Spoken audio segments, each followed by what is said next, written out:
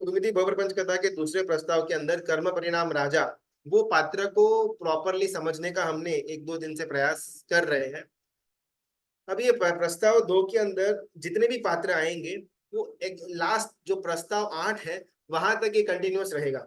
ये यही सारे के सारे पात्र अंदर अंदर कोई ना कोई संवाद करेंगे या किसी का किसी के साथ कोई घटना होगा जिससे हमको बोध लेना है। कुछ सेट ऑफ पात्र बहिरंग विश्व के अंदर होंगे, कुछ सेट ऑफ पात्र अंतरंग विश्व के अंदर होंगे। इन दोनों के पात्र के बीच का क्या तालमेल है, क्या है उनका उपमा उपमेय और हेतु है, ये सब बातों को आज हम चर्चा के अंदर लेंगे। कर्म परिणाम राजा जो पूरे 14 राजलोक के अंदर हर एक जीवों को नाटक का एक एक किरदार बनाने को मजबूर करता है, जो स्वयं निर्देशक है, ऐसे कर्म परिणाम राजा, इसको हम कुछ समय से जानने का प्रयत्न कर रहे थे। बहुत बार हमको लगता है कि भाई मैं हंसता हूँ, मैं रोता हूँ, मैं नाच रहा हूँ या मैं छाती कूट रहा हूँ, हकीकत में ये सब कुछ संसारी जीव नहीं कर रहा हुआ होता है, लेकिन संसारी जीव के द्वारा कर्म परिणाम राजा उसको करवाने में आता है। हमको लगता है कि भाई मैं इस पूरे के पूरे परिवार का निर्देशक हूँ, मैं मेरे खुद के जीवन का आर्किटेक्ट हूँ, मैं खुद ही निर्माता हूँ, लेकिन हम सिर्फ और सिर्फ कठपुतली से ज्यादा कुछ भी नहीं। बहुत सुंदर श्लोक ये उर्मिति बहुप्रपंच कथा के अंदर सिद्धेश्वरी गुरु भगवंत ये नाटक का जो एक एंगल दिया हुआ है संसारी नाटक का, उसका बहुत सुंदर एक श्लोक देते हैं। संसार नाटकम चित्रम नाट्य तेश लीलया। यहाँ पर सब लोग अपना अपना पात्र सिर्फ भजने के लिए आए हुए होते हैं, किसी के पास कोई भी फ्रीडम नहीं कि वो जो चाहे वो कर सके। अभी जब ऐसी बात आती है तब वापिस से एक प्रश्न आ जाएगा, अगर सब कुछ कर्म परिणाम राजा के द्वारा ही हो रहा है तो फिर यहाँ तो हमारा तो कोई पुरुषार्थ बनता ही नहीं है। अगर हमारे साथ कुछ अच्छा भी हो, इवन देन कर्म परिणाम राजा। अगर हमारे साथ कुछ बुरा होता है, इवन देन द दोषी कर्म परिणाम राजा। तो फ्री विल जैसा कुछ रहता भी है या नहीं। तो बहुत सुंदर तत्व यहाँ पर सिद्धेश्वरी गुरु भगवंत खोलते हैं। आत्मा जब तक सर्व कर्मों से आजादी प्राप्त नहीं करती तब तक वो कर्मों के गुलामी की तरह अपना समय व्यतीत करती है। जब तक जीव का मोक्ष नहीं होता है तब तक वो सिर्फ और सिर्फ गुलाम की तरह अपना समय को व्यतीत करती है। इन कर्मों की गुलामी के अंदर जितना भी समय स्पेंड किया हुआ है उसको औदायिक भाव कहा जाता है। जितने जितने अंश में कर्म की सत्ता है, जितने जितने अंश में आत्मा की गुलामी है, उनको औदायिक भाव कहा जाता है। जितने जितने अंश में आत्मा सत्ता के ऊपर है, जितने जितने अंश में आत्मा की आजादी है, उसको क्षायोपशमिक भाव कहा जाता है।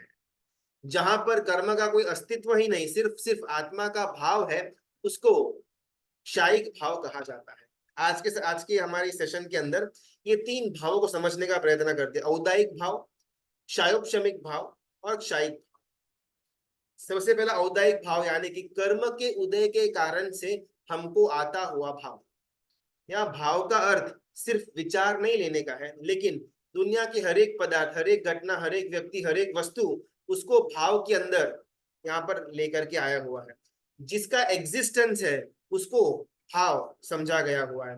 जिनके औदायिक भावों के अंदर का समय व्यतीत हो रहा है, यानी कि कर्म के सत्ता के कारण से उनको वो भाव प्रकट हो रहे हैं। विचार नहीं, पदार्थ भी, घटना भी, व्यक्ति भी और हर एक वस्तु, इन सबको भाव नाम के शब्द के अंदर लेकर के आया हुआ है। एक अपन ये तीन जो भाव है ना उसको एक उपमा के द्वारा समझने का प्रयत्न करते हैं। एक झुपड़ी है, झुपड़ी के अंदर दीवार चारों टाइप है और ऊपर रूफ है, सब कुछ बंद है, इसको कहा जाएगा औदायिक। अभी झुपड़ी के अंदर ना हल्की सी एक जो छोटी खिड़की थी जो पहले बंद थी वो अभी खोल दी हुई है, तो बाहर का जो प्रकाश है वो कुछ अंश के अंदर झुपड़ी में प्रवेश कर रहा है, उसको क्षायोपशमिक भाव कहा जाएगा। और झुपड़ी कंप्लीटली खलास विनाश होगी, नेस्तनाबूद हो गया, अभी वहां पर सिर्फ खुला मैदान है, झुपड़ी का कोई नामो निशान नहीं है, उसको क्षायिक भाव कहा जाएगा। वापस एक झुपड़ी की कल्पना करते हैं, अंधेरा कंप्लीटली, चार दीवार फुल सील्ड, ऊपर भी रूफ, कहीं से एक भी सूर्य की किरण नहीं आ रही है, और उस झुपड़ी के अंदर जो जीव रह रहा है उसको हम औदायिक भाव वाला जीव कहेंगे। अभी खिड़की थोड़ी सी खोल दी हुई है, बाहर का हल्का सा प्रकाश और छोटा मोटा चित्र भी दिख रहा है, इसको हम क्षायोपशमिक भाव कहेंगे। और अभी झुपड़ी है ही नहीं, सिर्फ और सिर्फ उजाला ही है, उसको हम क्षायिक भाव कहेंगे। सबसे पहला भाव औदायिक भाव। अपन इसको प्रॉपरली आज समझने का प्रयत्न करेंगे। अगर अगर किसी को इसमें समझ में नहीं आता है ना, तो अपने आप को अनम्यूट करके पूछ सकते हैं। पहले अपन इसका विवेचन सुन लेते हैं। औदायिक भाव, कर्मों के उदय के कारण से हमको जो कुछ भी मिले, कर्मों के उदय के कारण से हमारे साथ जो कोई भी घटना होती हो, कर्मों के कारण से हमको जो भाव आए, जो विचार आए, जो व्यक्ति से हमारा मिलन हो, ये सब कुछ औदायिक भाव कहा जाएगा। Point number 1। जहां पर आत्मा का जो शक्ति है वो गुलामी के अंदर है, और कर्म का जो सत्ता है वो प्रायोरिटी के अंदर है, वो कंट्रोल के अंदर है, उसको औदायिक भाव कहा जाएगा। मुझे आज अच्छा श्रीमंताई वाला परिवार मिला, बहुत ज्यादा पैसे वाला परिवार मिला, उसके अंदर मेरा जन्म हुआ, ये मेरा औदायिक भाव। मेरा धंधा अच्छा चल रहा है, ये मेरा औदायिक भाव। परिवार के अंदर मेरी नामना है, ये मेरा औदायिक भाव। संघ के अंदर लोग मुझे अच्छा मानते हैं, ये मेरा औदायिक भाव। मेरा रूप अच्छा है, ये मेरा औदायिक भाव। जो जो भी चीज मुझे कर्म के कारण से मिली है, वस्तु हो, व्यक्ति हो या विचार हो, ये सब कुछ औदायिक भाव के अंदर आएगा। जहां जहां पर आत्मा अपनी शक्ति का प्रदर्शन करता है, आत्मा अपनी शक्ति को बाहर लेकर के आता है, अनंत ज्ञान, अनंत दर्शन और अनंत चारित्र जहां जहां पर बाहर आते हैं, उस घटना को या उस विचार को या फिर उस व्यक्ति को क्षायोपशमिक भाव के अंदर है, ऐसा हम कह सकते हैं। क्षायिक को थोड़ा अभी साइड में रखते हैं, अपन सिर्फ दो भाव को समझने का प्रयत्न करते हैं, औदायिक और क्षायोपशमिक। औदायिक भावों के कारण से खुद को अच्छा मानना, यानी कि हमारी जो चीज थी ही नहीं उसको अपना बनाना। इस थोड़ा डेप्थ वाला, डिटेल वाला एक तत्व है, समझते हैं। औदायिक भावों को खुद का समझना, औदायिक भावों के कारण से एक सुख की अनुभूति के अंदर जाना, औदायिक भावों के कारण से हमको एक मन के अंदर आनंद का, प्रसन्नता का, प्रफुल्लित पना एक उत्पन्न होना, यानी कि उधार की वस्तु के ऊपर हम जी रहे हैं, वो हमारी थी ही नहीं। बिकॉज औदायिक भाव वापिस, सब कुछ कर्म की देन है, कर्म ने अभी दिया हुआ है तो वापिस ले भी लेगा। कभी भी वो मेरा यानी कि आत्मा का तो था ही नहीं।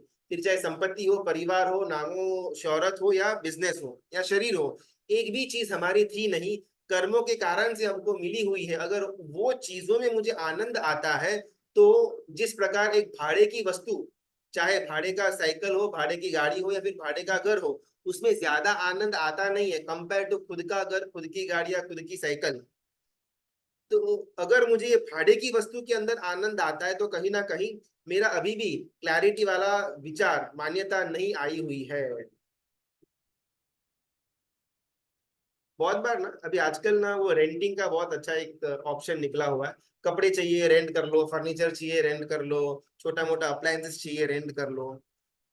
तो समझो कि हमने किसी की शादी के लिए रेंटेड कपड़े हमने पसंद किए, और वो हमने पहने। अभी कोई हमको बोलेगा, अरे बहुत अच्छा शॉपिंग किया आपने, कहाँ से किया, इतना सुंदर डिजाइनर ड्रेस आपने पहना हुआ है। तो कहीं ना कहीं हमको मन के अंदर हल्का सा तो वो फील होगा कि भाई ये मेरा नहीं है, ये तो भाड़े पर लिया हुआ है। जैसे ही शादी पूरी होगी 3-4 दिन के बाद वो भाड़े वाला को वापिस देना पड़ेगा। लेकिन शायद अपन उस समय बढ़ाई चढ़ाई में अपन बोल दे कि नहीं, मैं तो यहाँ से लिया उतने का, इतने का वगैरह, बट इनसाइड प्रामाणिकता से हमको मालूम है कि ये कपड़ा मेरा नहीं है।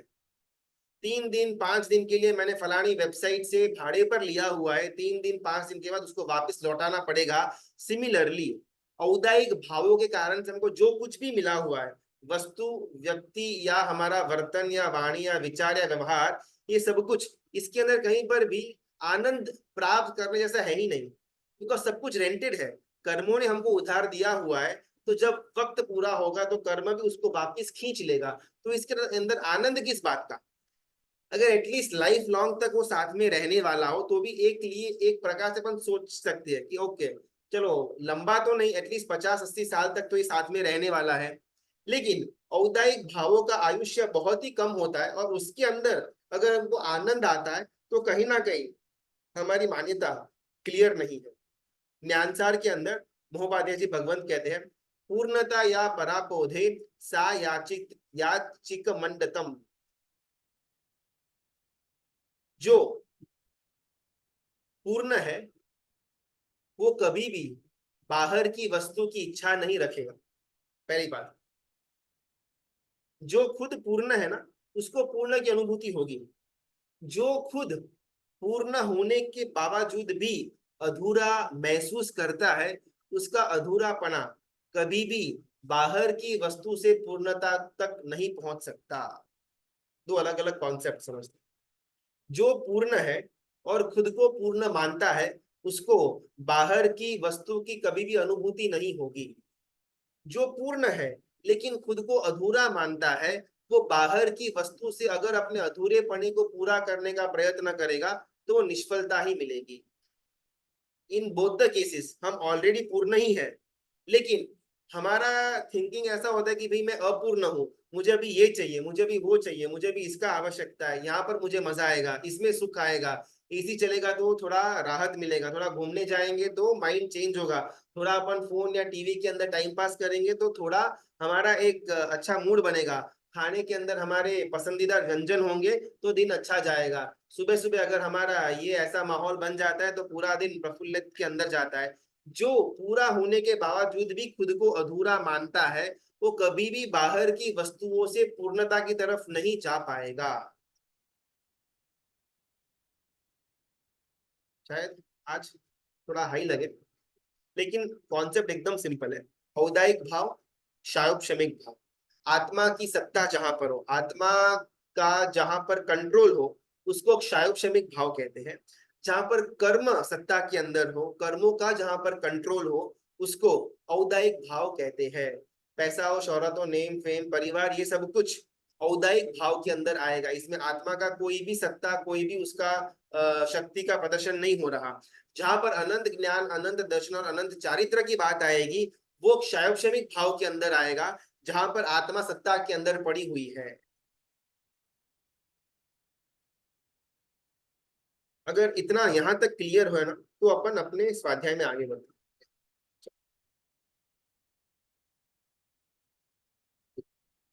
अभी हमारी बात चल रही थी कि कर्म परिणाम राजा किस प्रकार ये औदायिक भावों के अंदर अपने अलग अलग नाटक की पात्र की रचना करके हमको भ्रमणा करवाता रहता है। ये औदायिक भावों को और डिटेल के अंदर समझने का प्रयत्न करते हैं नाटक के स्वरूप के अंदर। नाटक बोलो, फिल्म बोलो, टीवी सीरीज बोलो, सब पर्यायवाची शब्द है।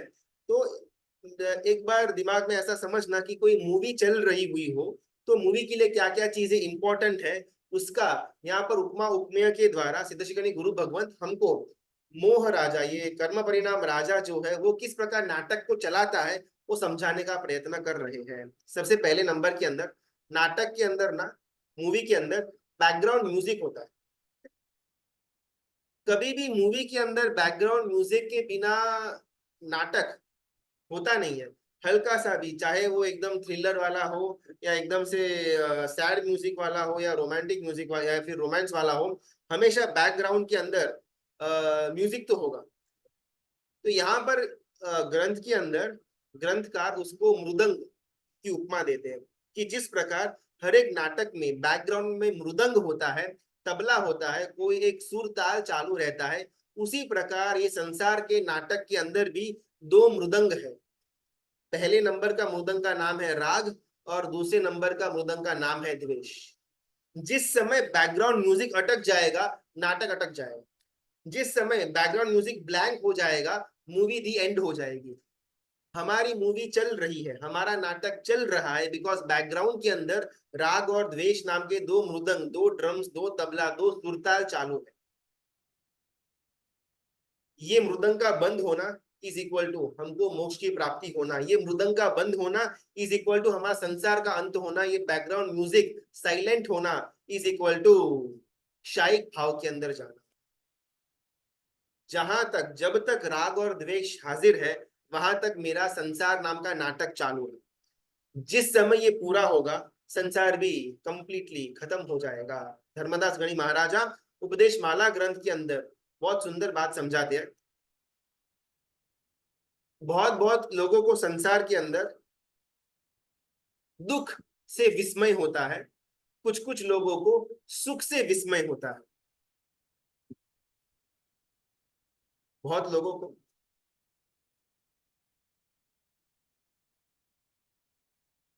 संसार के अंदर दुख से विस्मय यानी कि अचंभा बोलो या एक शौक बोलो, दुख से शौक होता है, दुख देखने से।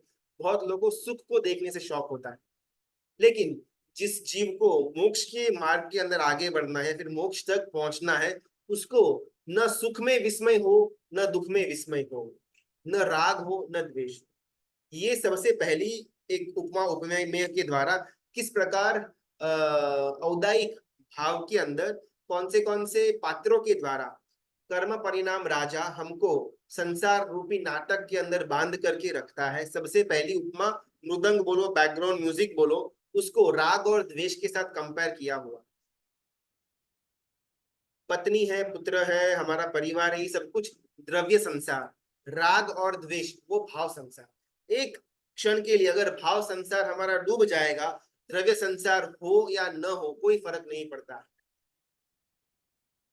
पत्नी हो, पुत्र हो, पैसा हो, परिवार हो, शोहरत हो, नेम फेम, गाड़ी बंगला, ये सब कुछ द्रव्य संसार।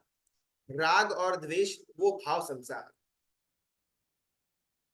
द्रव्य संसार में से भाव संसार का सर्जन होता है। द्रव्य संसार में से भाव संसार का सर्जन होता है। पत्नी है, पुत्र है, पैसा है, परिवार है, गाड़ी है, बंगला है, बिजनेस है, फलानी फलानी हमारी आदतें हैं, ये सब कुछ होने है हमारा द्रव्य संस्कार संसार। इसी के कारण से हमारा भाव संसार का सर्जन होता है। अगर ये द्रव्य संसार नहीं रहेगा तो भाव संसार भी हमारा कट हो जाएगा।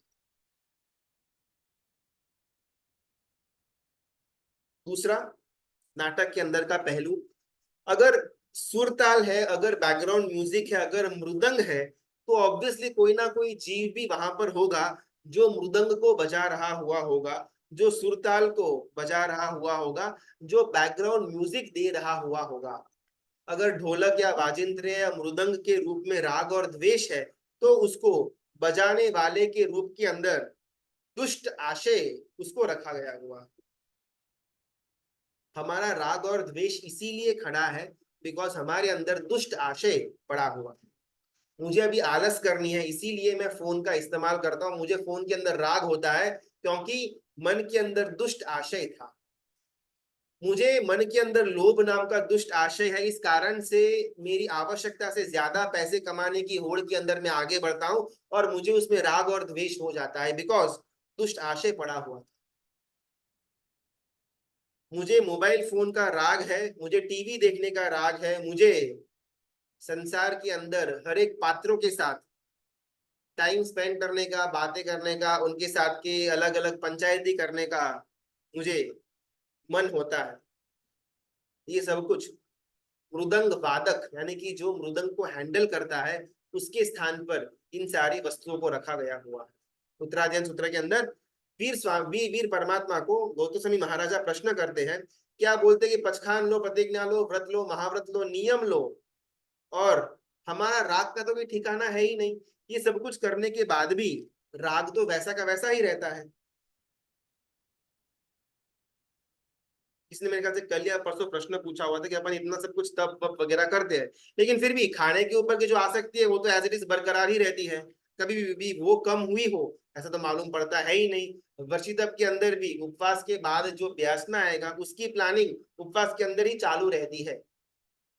सेम प्रश्न उत्तराध्ययन सूत्र के अंदर गौतम स्वामी महाराजा वीर प्रभु को कहते हैं कि आप बोलते हो कि नियम लेना, पसखा लेना, व्रत लेना, महाव्रत लेना, ये सब कुछ लिया, लेकिन जो मूल था कि हमारे अंदर का राग या रस या आहार संज्ञा या जो विषयों की लोलुपता है वो कम होनी चाहिए, अगर वो हो ही नहीं रही तो ये सब चीजों का अर्थ क्या।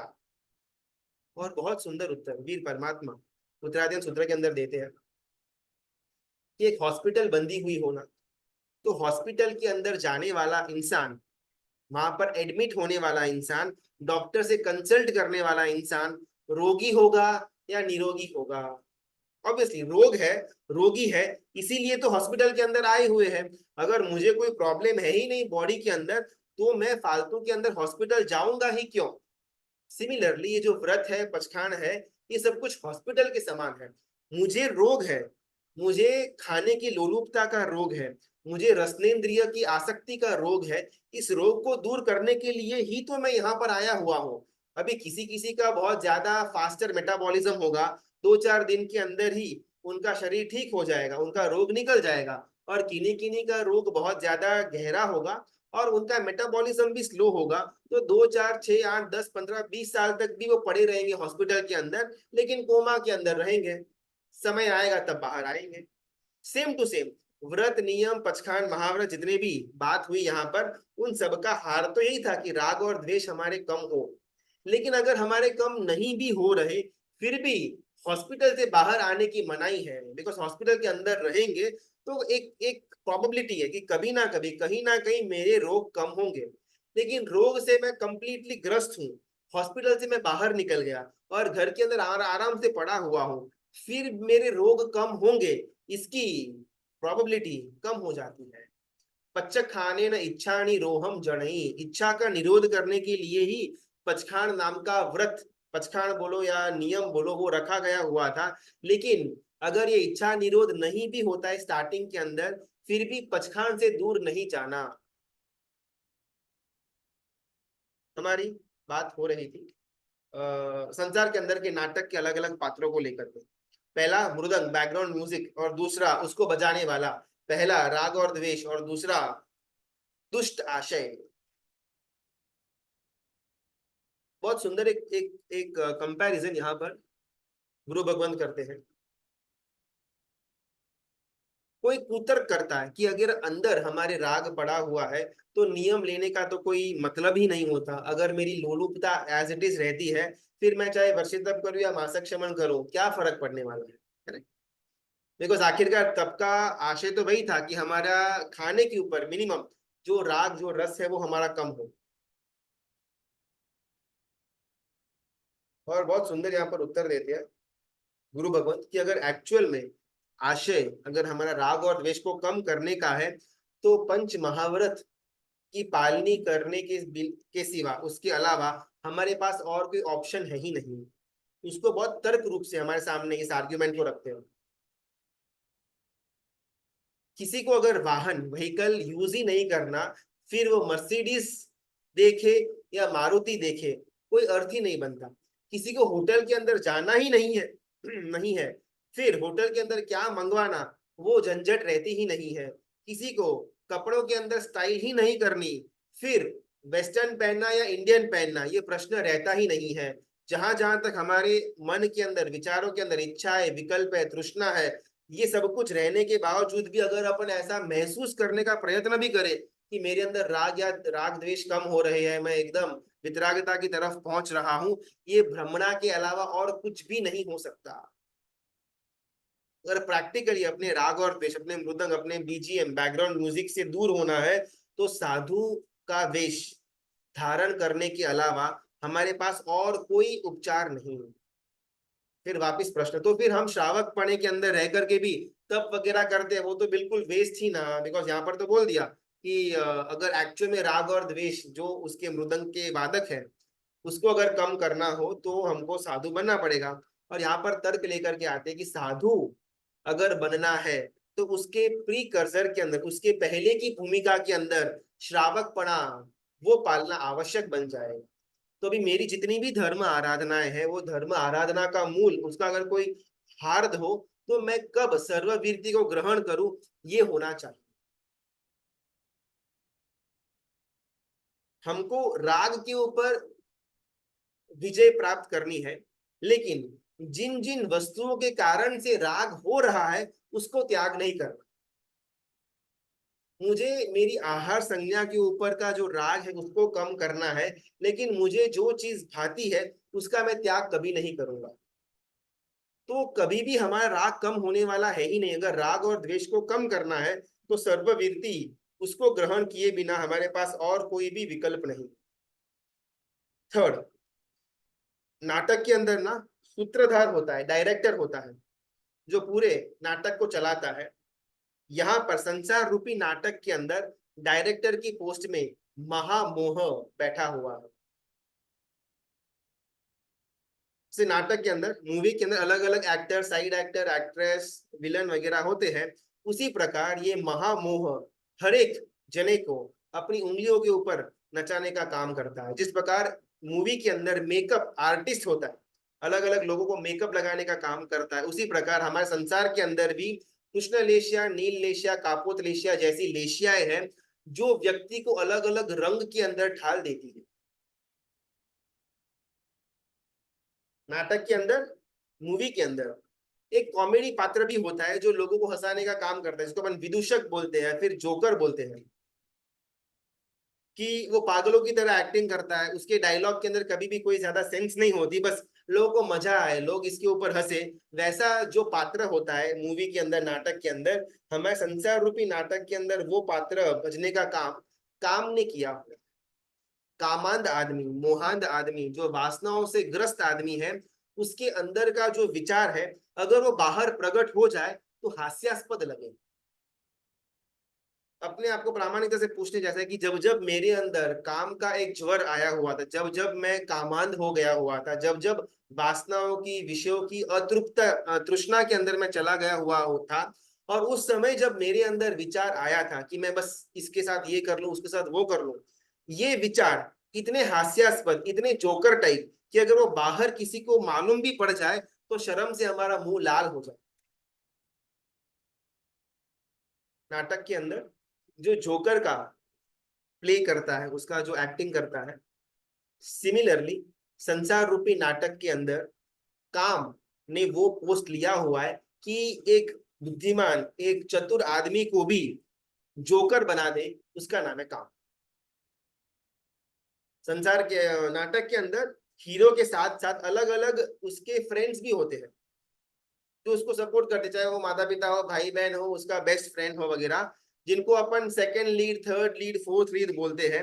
उसकी उपमा ये संसार रूपी नाटक के अंदर अलग अलग संज्ञा के साथ करी गई हुई है। भय संज्ञा, आहार संज्ञा, मैथुन संज्ञा, परिग्रह संज्ञा, ये अलग अलग संज्ञाओं को वो साइड एक्टर की तरह रखा गया हुआ है।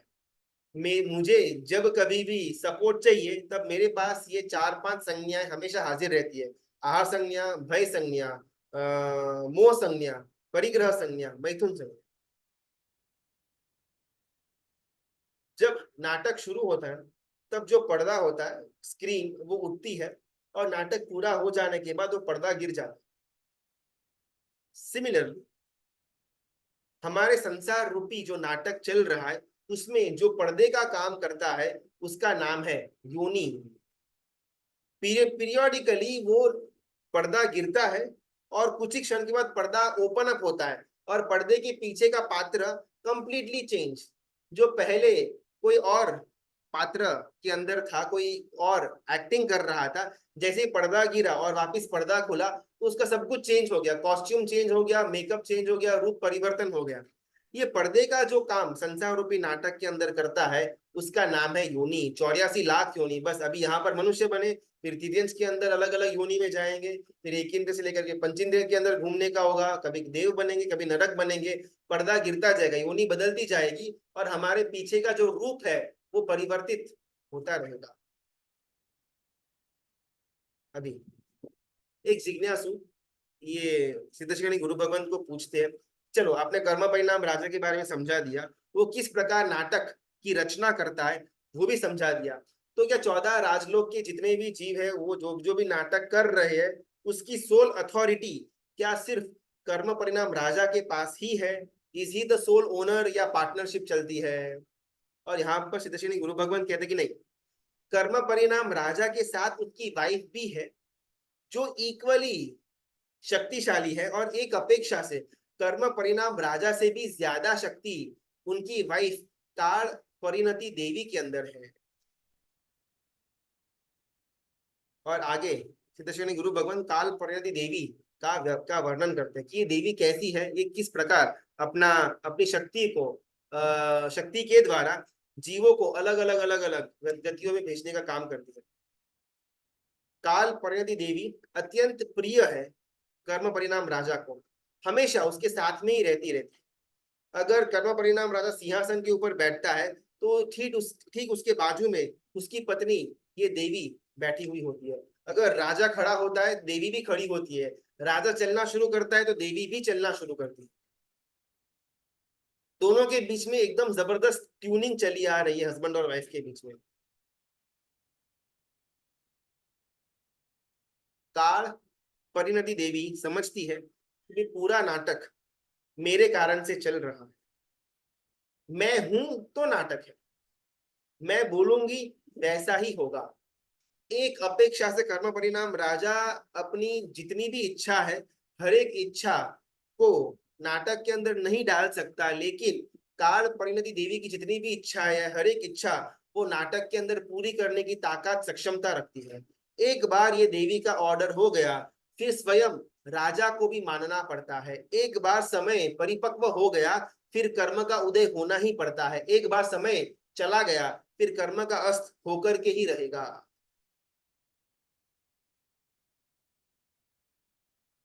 ये काल परिणति देवी उसकी व्याख्या करते हुए कि ये अकेली नहीं है, इसके साथ भी अलग अलग सहेलियां घूमती रहती है। कुछ कुछ सहेलियां, लगभग 5 या 6 सहेलियां हमेशा ये देवी के साथ घूमती। उनका नाम है सुषमा, सुषमा, सुषमा, सुषमा दुष्मा, दुष्मा, दुष्मा दुष्मा। ये अलग अलग सखियां है उनकी, जो काल परिणति देवी के साथ उसको हेल्प करती है।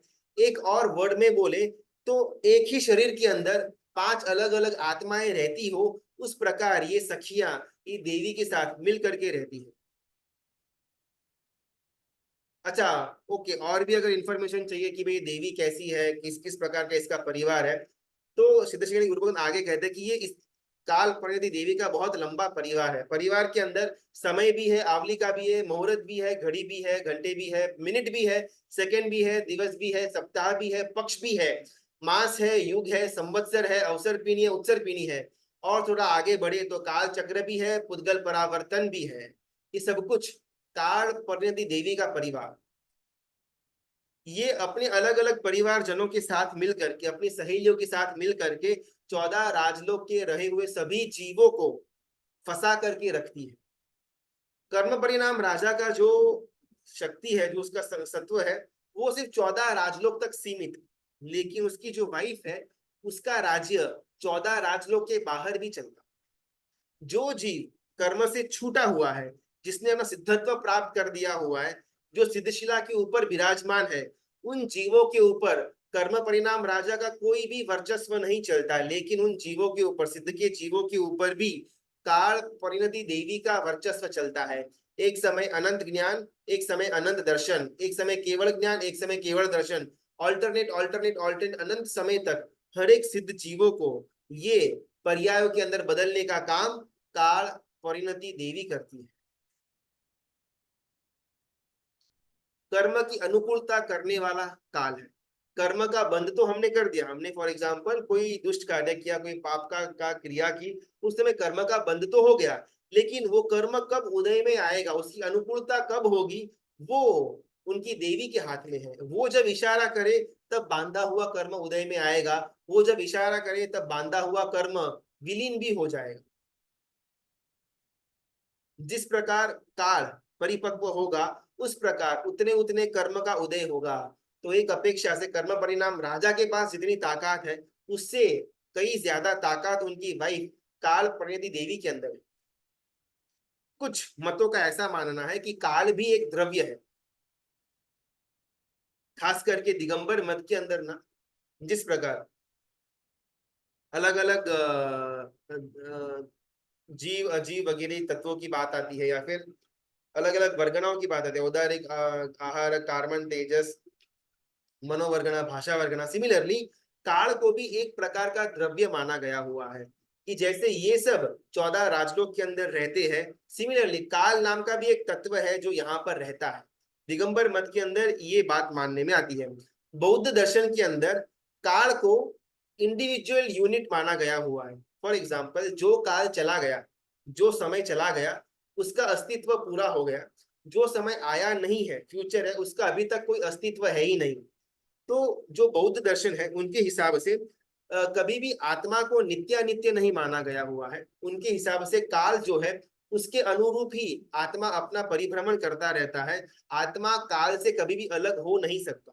अलग विषय है, बस यहाँ पर एक माहिती के रूप में कि काल परिणति देवी को अलग अलग मतांतरों के हिसाब से हर एक ने उसकी अलग अलग व्याख्या करी हुई है। यहाँ पर सिद्धर्षि गुरु भगवंत काल को किस प्रकार मानते हैं, तो बहुत सुंदर उनका यहाँ पर विवेचन आता है कि वो काल को क्या मानते हैं।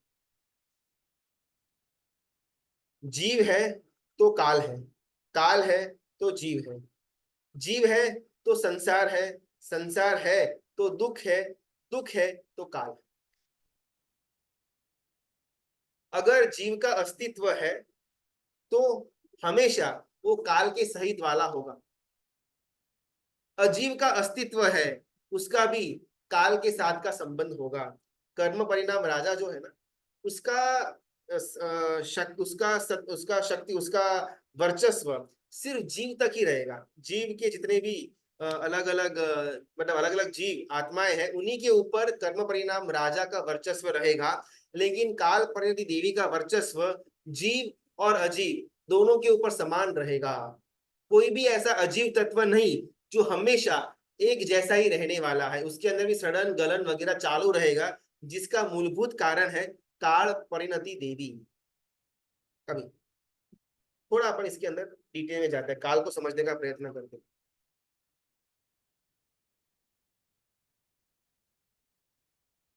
काल के जो अलग अलग विभाग हमने देखे, समय था, सेकंड थी, अवर्स थे, वीक्स थे, सप्ताह थे, मास था। सिमिलरली सबसे छोटा जो समय, जो काल का यूनिट है, उसको अपन समय बोलते हैं। जनरली जब कभी भी गुरु भगवंत, किसी भी गुरु भगवंत का मृत्यु होता है, उनको अपन बोलते हैं कि उनका काल धर्म हो गया। उनको अपन मृत्यु या मौत ऐसा ऐसा वर्ड नहीं इस्तेमाल करते, उनको हम काल धर्म ऐसा बोलते हैं कि उनका जो काल था, वो काल ने अपना धर्म निभाया और उनका वहां से आत्मा परलोक के अंदर निकल गई। लेकिन सिर्फ सो कॉल जो मौत या मृत्यु होती, उसको सिर्फ काल धर्म नहीं कहा जाता। हर एक पल हमारा, आपका, हम सब का काल धर्म हो रहा है। हर एक पल पल हम सबका मृत्यु हो रहा है। हर एक पल पल हमारा परिवर्तन हो रहा है। एक समय पहले हम जो थे, एक समय के बाद हम वो नहीं। इस समय हम जो है, एक समय के बाद हम वो नहीं। हर एक पल पल काल का परिवर्तन हो रहा है और हर एक पल पल हमारा भी काल धर्म हो रहा है। सिर्फ हमारे देह को अग्नि संस्कार हो, इसी का नाम काल धर्म नहीं, लेकिन हमारे पर्यायों का बदलना, इसको भी काल धर्म कहा जाता है। ये काल परिणति देवी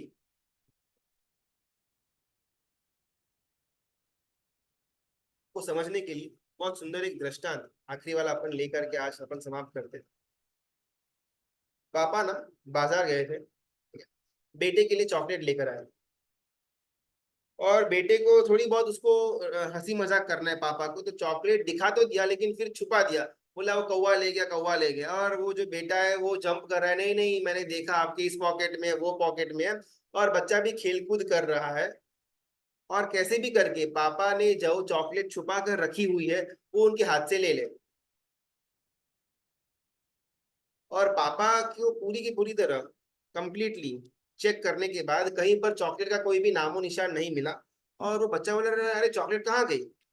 और पापा बोले, चॉकलेट तो थी ही नहीं, तो तेरी भ्रमणा थी। जिस समय में वो बच्चे ने चॉकलेट देखी हुई थी, वो समय निकल गया, तो वो समय के साथ जो चॉकलेट थी वो भी निकल गई। इसको थोड़ा और डिटेल में समझते हैं। पापा चॉकलेट लेकर आए थे, बच्चे चॉकलेट को देख रहे। चॉकलेट, चलो बच्चे को मिल भी गई, बहुत सारा ढूंढा, पापा ने किधर ना किधर छुपा करके रखी हुई थी, और वो चॉकलेट बच्चे ने खा ली। जिस समय चॉकलेट देखी थी उस समय चॉकलेट थी, चॉकलेट खाने के टाइम भी चॉकलेट थी, लेकिन चॉकलेट खाने के बाद चॉकलेट अभी दिखने में नहीं आ रही, उसका अस्तित्व पूरा हो गया। ये है काल की गति। अगर हम काल को नहीं समझे ना, तो शायद कभी भी हम आत्मा को समझ नहीं पाएंगे। ये काल परिणति देवी को समझना बहुत इंपॉर्टेंट है। शायद डिफिकल्ट लगे, अपन और भी डिटेल में अलग अलग अलग घटनाओं के द्वारा, अलग रूपक रूपक कथाओं के द्वारा ये काल को समझने का प्रयत्न करेंगे। हितेश है, बोल सकते हैं। हाँ, प्रणाम गुरु जी।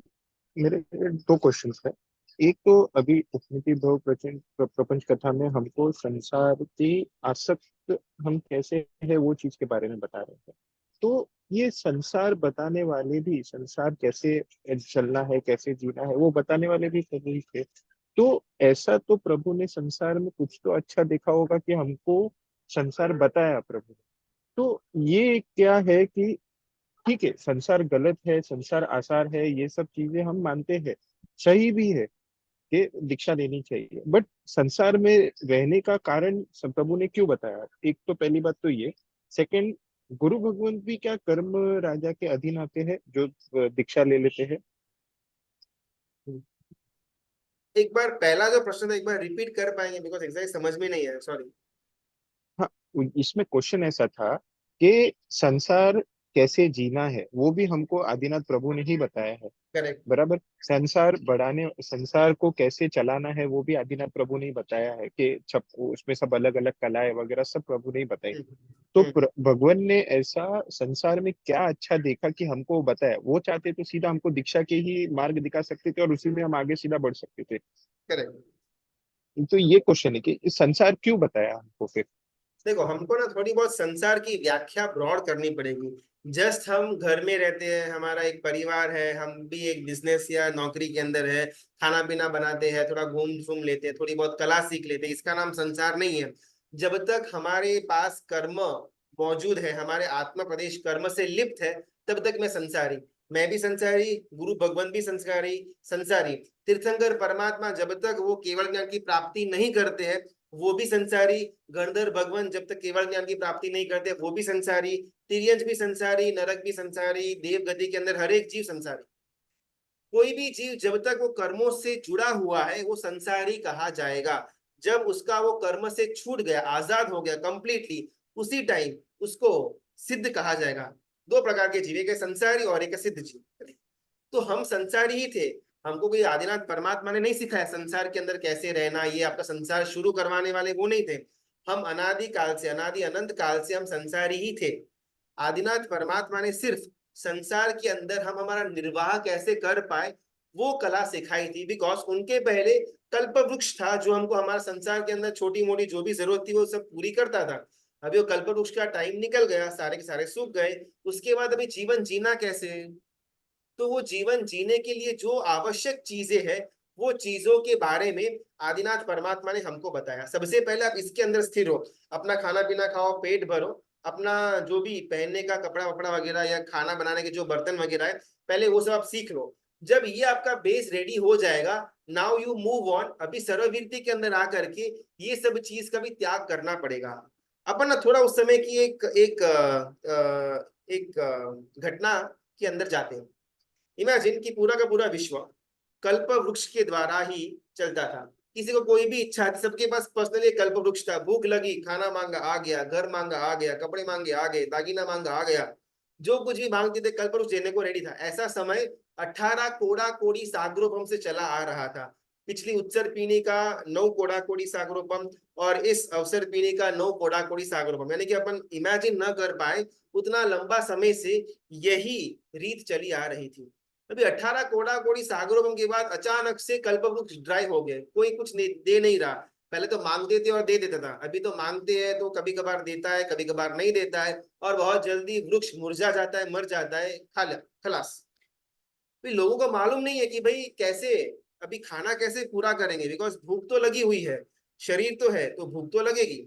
अभी भूख को पूरा करने के लिए कोई साधन नहीं है, कोई भोजन कुछ भी नहीं है। अगर इस समय में परमात्मा वैराग्य की देशना देते, अभी दीक्षा ले लेनी चाहिए, संसार के अंदर कुछ नहीं रखा, तो शायद वो प्रॉपरली बैठता नहीं लोगों के पास। बिकॉज लोगों के पास कुछ है ही नहीं अभी, ना खाना है, ना पीना है, ना पहनना है, ना घर है, ना आभूषण, ना वस्त्र, कुछ भी नहीं है। तो एटलीस्ट पहले उनको एक एक बेसिक लेवल पर लेकर के आते हैं। उसके बाद ये भी छोड़ने जैसा है, ये समझाने के बाद धर्म की स्थापना की। तो कभी भी आदिनाथ परमात्मा ने संसार की स्थापना नहीं करी हुई है। बस संसार के अंदर जो चीज पहले कल्प वृक्ष देता था, उसकी क्षमता खत्म हो, उसकी शक्ति खत्म हो जाने के बाद हमारा जीवन अटक न जाए, इसके लिए जीवन के जरूरी जो जो सामग्री है, वो सामग्री का प्रदान आदिनाथ परमात्मा के द्वारा हम तक हुआ। तो एकदम क्लियर समझना कि कभी भी संसार की शुरुआत आदिनाथ परमात्मा ने नहीं करी हुई है, ना ही संसार को बढ़ाने की बात करी हुई है।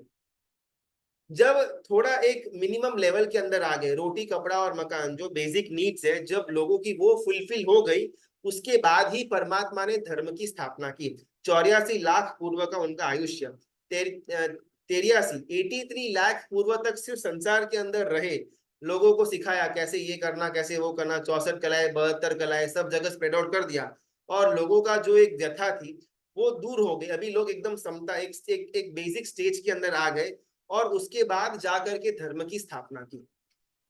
तो कभी भी ऐसा मान्यता के अंदर नहीं लेकर के आना कि संसार की शुरुआत उनके द्वारा हुई, या संसार के अंदर की जो सामग्रियां है वो उन्होंने लेकर के आई। नहीं, हमारी वो आवश्यकता थी, हमको मिल नहीं रही थी, इस कारण से वहां से हमको वो ज्ञान मिला। Point number 1। हाँ अक्षर जी पूछ सकते मुझे एक सवाल था कि अभी जो शताब्दान हुआ था कल, तो उसके अंदर जो हमारे महाराष्ट्र के मुख्यमंत्री है वो अभी आश्वासन देते हैं कि मुंबई के सभी स्कूल्स में, उसके बाद महाराष्ट्र के सभी स्कूल्स में सरस्वती साधना शुरू करवाई जाएगी। तो मेरा एक सवाल है, क्या ये जो साधना है ये हमको पब्लिक को देनी चाहिए, पब्लिक को ओपन करनी चाहिए? इसके लिए मतलब जो जो नॉन जैन्स पब्लिक है उसको ओपन करनी चाहिए? क्योंकि भी मेरा सवाल है कि कहाँ ना कहाँ तो हम जैन्स भी सप्रेस्ड हो रहे हैं, जहाँ ना कहाँ डिस्क्रिमिनेशन हमारे साथ भी हो रहा है बाय बाय नॉन जैन्स, भले वो हिंदू हो या मुस्लिम हो। कहाँ ना कहाँ से तो हमको सप्रेस किया जा रहा है, कहाँ ना कहाँ से हमको दबाया जा रहा है। तो क्या हमको उनके लिए भी, नॉन जैन्स के लिए भी ये सरस्वती साधना ओपन करनी चाहिए? क्योंकि साधना ऐसी चीज है, वो पात्रता पात्रता देख के दी जाती है। कभी भी कुछ भी विद्या हो तो वो गुरु भी पहले पात्रता देखते बाद में हमको देते हैं। तो उसके हिसाब से क्या सभी के लिए ओपन करनी चाहिए क्या? एक तो अभी अगर पढ़ लिखे लोग, पढ़ लिख के भी हमको, अगर हमको ये दबा रहे तो पढ़ लिख के हमको और कितना दबाएंगे? अगर आज की डेट में ट्रस्ट के ऊपर भी कोई ना कोई तो ऑफ द एरिया समथिंग, समझो ट्रस्ट है तो उसका एरिया का भी कोई कमिश्नर होता है। तो आज की डेट में कोई ओबीसी कोई भी मुस्लिम अगर आ रहा हो तो उसको तो कुछ हमारी धमकी पड़ी नहीं है, तो हमारे ट्रस्ट के जो भी एसेट्स है उस पर भी वो कहाँ ना कहाँ तो क्लेम कर सकते हैं। तो अभी पढ़ लिख के अगर हम उनको ही भेज रहे हैं तो कहाँ ना कहाँ तो हमारे लिए प्रॉब्लम क्रिएट कर सकते हैं। तो यह सही हो रहा है? हैं। सबसे पहला ना, जिस डिस्कशन का या जिस क्लैरिफिकेशन का, प्रश्न का उत्तर प्राप्त करने के बाद भी मैं कुछ भी करने का सामर्थ्य नहीं रखता, वो चीज का डिस्कशन या वो चीज का उत्तर प्राप्त करने से मैं कुछ कर नहीं पाऊंगा। अभी आज मुझे भी लगता है कि भाई डेमोक्रेसी होनी नहीं चाहिए, राजाशाही आनी चाहिए, बिकॉज राजाशाही की स्थापना आदिनाथ परमात्मा ने करी हुई थी। उनके पास ज्ञान था, अगर वो चाहते तो डेमोक्रेसी लोकशाही रख सकते थे, लेकिन उन्होंने अपने ज्ञान के अंदर देखा कि लोकशाही के कंपैरिजन में या किसी भी और तरह का जो भी गवर्नेंस है उसमें सबसे श्रेष्ठ राजाशाही है। तो मैं भी मानता हूँ कि भाई राजाशाही आनी चाहिए। मैं डिस्कशन करता हूँ राजाशाही को लेकर के, आओ ये डेमोक्रेसी नहीं, ये बकवास, वो बकवास, कोई भी ऐरा गैरा वो इलेक्शन में पैसे बर्बाद करके लोगों को दारू या नॉनवेज खिला करके आ जाता है, और हम पर 5 साल राज करता है, चोरी करता है वगैरह, मैं भी बात कर सकता हूँ। लेकिन ये बात करने से क्या कोई भी फर्क पड़ने वाला है? शायद नहीं। क्या मेरे अंदर सामर्थ्य है कि मैं इंडिया के अंदर लोकशाही को दूर करके राजाशाही को लेकर के आ पाऊं? मेरे अंदर इंडिविजुअली तो जीरो। तो जहां पर मेरा कुछ है ही नहीं, मैं चाहे कितना भी सही क्यों ना हूं, लेकिन मेरा कोई वॉइस सुनने वाला नहीं है, या मेरे अंदर शक्ति नहीं है कि सच्ची बात को मैं इंप्लाई कर पाऊं, उस समय में उसके बारे में सोच रखना, उसको भी आर्त ध्यान कहा गया हुआ है। नरेंद्र मोदी को पाकिस्तान के ऊपर जाकर के हमला कर देना चाहिए, बार बार वो घुसपैठी आते रहते हैं, टेररिस्ट वगैरह अटैक करते हैं, एक बार के लिए वंस एंड फॉर ऑल देश ही खत्म कर देना चाहिए।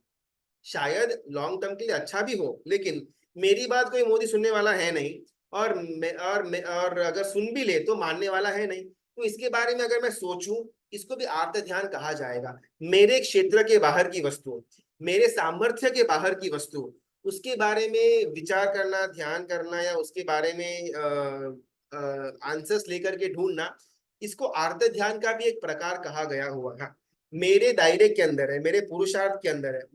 आज मैंने उपवास किया, वो मेरे दायरे के अंदर था, उसके बारे में चिंतन करूं, कल भी करना है या नहीं, ओके।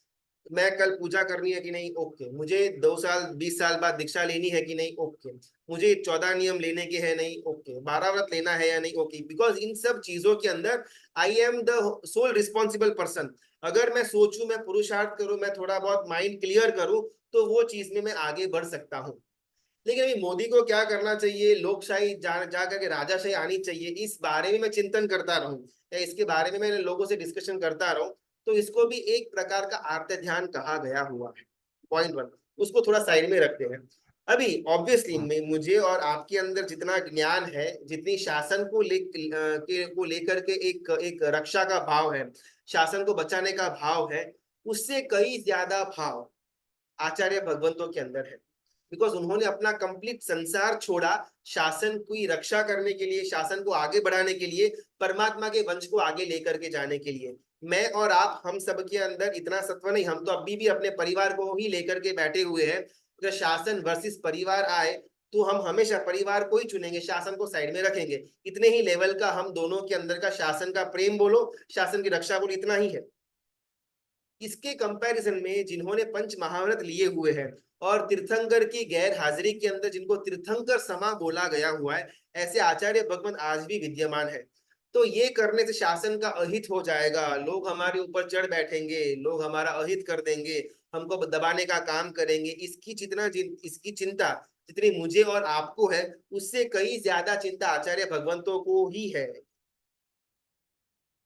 अभी उन्होंने ये स्टेप को लेना है या नहीं लेना है, वो उनका कार्य क्षेत्र है। अगर वो चाहे तो ये चीज को आगे बढ़ा भी सकते हैं और रुका भी सकते हैं। मैं और आप शायद कुछ कर नहीं पाएंगे, इस क्षेत्र की बात हो रही है, लेकिन जिनके पास पावर पड़ा हुआ है वो इसके अंदर आगे बढ़ भी सकते हैं, नहीं भी बढ़ सकते हैं, और वो राइटफुल कैंडिडेट है। बिकॉज खुद अरिहंत परमात्मा ने उनको नियुक्त किया गया हुआ है कि जब मैं नहीं होऊंगा तब आचार्य भगवंत जो बोले वो ही अरिहंत वचन मानना। तीसरी और मेन बात, ये सारे के सारे पॉलिटिशियन होते हैं, इनको इलेक्शन का टाइम के पहले अलग अलग जगह पर जाकर के वोट बटोरने की इच्छा होती है कि अगर इतना 5-6 हजार जैन वहां पर इकट्ठा हुए हैं, 1-2 लाख लोग लाइव देख रहे हैं, वहां पर जाकर के मैं उनके बारे में अच्छा बोलूंगा तो मुझे वोट मिल जाएंगे। कौन सी स्कूल, कौन सी साधना, कहाँ पर कौन करवाने वाला है, कोई रोड मैप, कुछ भी नहीं। बस एक आधा दो स्टेटमेंट लूजली दे दिया, लोगों के अंदर वाह वाह हो गई, वोट मिल गया, सत्ता पर आ गए, जय श्री राम। तो ये सब वो जो बोलते भी होंगे पॉलिटिशियन, कितना सही के अंदर वो इम्प्लीमेंट भी होगा, वो भी बहुत बड़ा प्रश्न है। तो बस एक आधा किसी ने ऐसा स्टेटमेंट दे दिया, उस कारण से मेरे क्षेत्र के बाहर का होने के बावजूद भी मैं चिंता के अंदर बैठ जाऊं। आर्त ध्यान जो ऑलरेडी इसके राइटफुल पीपल है, उनके ऊपर श्रद्धा न रख करके मैं खुद अपनी सोच बनाते रखूं, ये उनकी भी एक अपमान हो जाता है। आखिरकार आगे एक सेनापति खड़ा है, वो सेनापति बोलेगा सैनिकों को कब अटैक करने का है, सेनापति चुप बैठा है और सैनिक डेढ़ होशियारी करके आगे भाला लेकर के जाते हैं, तो उसमें बर्बादी सैनिक की होगी। सिमिलरली अरिहंत की गैर हाजिरी में जिसको शासन की सत्ता दी गई हुई है, वो आचार्य भगवंत आगे बैठे हुए हैं, वो एक बार आज्ञा दे क्या करना है, उसके बाद जो श्रावक वर्ग है वो उनको फॉलो करे। अभी उनकी आज्ञा के बिना अपन ऐसे ही भागना शुरू कर दे, अभी ये बंद करो, तोड़ो फोड़ो, इसको ये होता है, उसको वो होता है, तो कहीं ना कहीं हमने एज अ सैनिक सेनापति की आज्ञा की अवज्ञा की, तो उनकी अपमान का हमको दोष लगता है। तो जहां पर मेरा कोई कर्तव्य नहीं, जहां पर मुझसे ज्यादा पुण्यशाली व्यक्ति का वहां पर कर्तव्य आता है, वो जिंदा है, वो मौजूद है और वो काम भी कर रहा है, उसमें मैं अपनी देर होशियारी दिखाऊं, ये उनका अपमान कहा जाएगा। और तीसरा सबसे मेन बात, सारे के सारे पॉलिटिशियन है, उनकी बात में कितना तथ्य और कितना फेकमबाजी होती है, ये हम सब अच्छी तरह जानते ही है। तो एक आधा लूज स्टेटमेंट को लेकर के ज्यादा सतर्क हो जाना, इससे अच्छा है कि वेट एंड वॉच। चलो हितेश भाई, सॉरी आपका सेकंड प्रश्न भूल गया, एक बार पहला तो हो गया था, सेकंड प्रश्न अगर आप पूछ लेंगे तो अपन आज का सेशन को समाप्त करते हैं। किसी ने पूछा लेशिया क्या होता है। लेशिया यानी कि हमारे मन के विचारों का एक सीरीज। कुल 6 प्रकार की लेशिया होती है, 3 नेगेटिव लेशिया, 3 पॉजिटिव लेशिया। कृष्ण लेशिया, नील लेशिया, कापोत लेशिया, इसको नेगेटिव कहा गया हुआ है। पद्म लेशिया, शुक्ल लेशिया और एक और रक्त लेशिया मेरे ख्याल से आती है लाल, उसको शुभ माना गया हुआ है। एकदम इजी एग्जांपल है, 6 फ्रेंड्स जाते हैं जंगल से घूमने के लिए, एकदम से भूख लगी, वहां पर जामुन का एक पेड़ देखा, पहले दोस्त ने बोला पूरा पेड़ ही काट डालते हैं, जितना जामुन चाहिए भर करके बैठ के खाएंगे। दूसरे ने बोला भाई इतना बड़ा ट्रंक है, उसको काटने की जरूरत नहीं है, छोटी उसके ऊपर की जो बड़ी बड़ी ब्रांचेस है ना, उसको पूरा का पूरा काट डालते हैं ताकि हमको खाने को मिल जाएगा। तीसरा बोलता है बड़ी बड़ी ब्रांचेस को काटने में बहुत ज्यादा टाइम लगेगा, उसके बाद जो छोटी छोटी ब्रांचेस है उसको अपन काट डालते हैं तो इजी रहेगा। चौथा आदमी बोलता है ब्रांचेस को क्यों काटना है, जितने भी झुमके हैं ना वो झुमके पूरे के पूरे नीचे गिरा देते हैं तो वो बेटर रहेगा। पांचवा आदमी बोलता है कि झुमके पूरे के पूरे क्यों गिराने हैं, जितना चाहिए उतना अपन प्लग कर लेते हैं, उतना खा लेंगे, पेट भर जाएगा। छठा आदमी बोलता है प्लग करना ही क्यों है, जामुन के पेड़ के नीचे देखो कितने सारे जामुन पड़े हुए हैं, इसी को खा लेते हैं। ये 6 प्रकार के जो आदमी है इस इक्वल टू 6 प्रकार की लेशिया। पहले 3 प्रकार के जो आदमी का जो विचार था वो उसको नील लेशिया, कापोत लेशिया, कृष्ण लेशिया के अंदर अपन डाल पाएंगे, अशुभ लेशिया। उसके बाद के जो 3 प्रकार के इंसान थे जिनकी जो विचारधारा थी उसको अपन शुभ लेशिया के अंदर गिन पाएंगे। चलो आज का अपना समय भी हो गया, कल थोड़ा और ये काल परिणति देवी को जानने का अपन प्रयत्न करेंगे, और तब तक कहीं ना कहीं मेरे संसार का मूल जो राग और द्वेष है उसको दूर कैसे करना वगैरह अपन बात करेंगे। लेकिन सबसे पहले हमको ये महसूस तो हो कि यस मेरे संसार का मूल राग और द्वेष ही है। मेरा प्रॉब्लम मेरा परिवार नहीं है, मेरा पैसा नहीं, मेरा घर मेरा प्रॉब्लम नहीं है, लेकिन वो चीजों के अंदर मैंने जो एक दुष्ट अपना आशय या उसके अंदर मैंने जो राग और द्वेष रखा हुआ है, प्रॉब्लम वहां पर है। पैसे कमाने के अंदर कोई प्रॉब्लम नहीं, लेकिन पैसों के अंदर का जो ममत्व आ जाता है प्रॉब्लम वो है।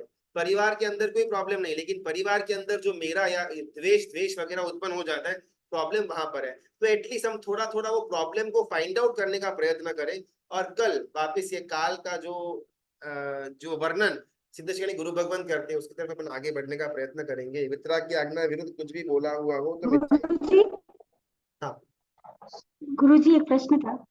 आपने जो बोला ना सिद्धशिला में भी काल रहता है, हाँ बिल्कुल, काल तो कौन वहां सा पर काल रहता है? कोई भी जीव जब उनको केवल ज्ञान की प्राप्ति होती है ना, तो सबसे पहले केवल ज्ञान होगा उस समय, और नेक्स्ट समय केवल दर्शन। केवल ज्ञान केवल दर्शन, अभी दोनों के अंदर का डिफरेंस क्या, केवल ज्ञान के अंदर ऑटोमेटिकली अंदर का ही जो ज्ञान है उसके आधार के ऊपर बाहर क्या चीज चल रही है इसको देख पाना, इनसे नहीं लेकिन आत्मा की चक्षु से। और केवल दर्शन के अंदर बाहर जो एक्चुअली घटना घटित हो रही है उसको देखना। दोनों के अंदर बहुत ज्यादा डिफरेंस नहीं आता, लेकिन केवल ज्ञान और केवल दर्शन दो अलग अलग पर्याय होते हैं। जिस समय से जीव ने केवल ज्ञान की प्राप्ति की उस समय से ऑल्टरनेट समय के अंदर केवल ज्ञान केवल दर्शन चालू ही रहता है। भले वो जीव का वहां पर निर्वाण हो गया, सिद्धशिला के अंदर भी चला गया, लेकिन फिर भी अनंत काल तक ये ऑल्टरनेट चलता ही रहेगा, वहां पर भी काल परिणति देवी का वर्चस्व मौजूद है। मतलब अवसर पीढ़ी उत्सर पीढ़ी नहीं रहेगा ना वहाँ नहीं पे? नहीं, उससे भी नहीं रहेगा, लेकिन वहां पर समय रहेगा, एक समय केवल ज्ञान एक समय केवल दर्शन, केवल ज्ञान केवल दर्शन, ये हर एक समय में चलता रहेगा अनंत समय तक। अपना समय, खुद का समय रहेगा, मतलब काल समय का यानी समय कि नहीं। टाइम नहीं, समय यानी कि smallest indivisible unit of time, जैसे अपन सेकंड बोलते हैं, नैनो सेकंड, मिली सेकंड, उससे भी छोटा छोटा छोटा जिसको विभाजन नहीं किया जा सकता उसको समय अवलिका, बोलते हैं। एक अवलिका ना? नहीं नहीं, अवली का तो बहुत बड़ा हो गया, समय उससे भी छोटा समय ना अपन माप नहीं पाएंगे। एक सेकंड के अंदर असंख्य समय निकल जाते हैं, हमने एक पलकारा किया असंख्य समय निकल गए। जी तो गुरुजी प्रणाम। इंडिविजिबल यूनिट ऑफ टाइम होता है ना, उसको अपन समय बोलेंगे। जी गुरुजी प्रणाम। बहुत बहुत धन्यवाद। कल 9:15 बजे वापस अपन इस कथा को आगे लेकर के जाएंगे। प्रणाम।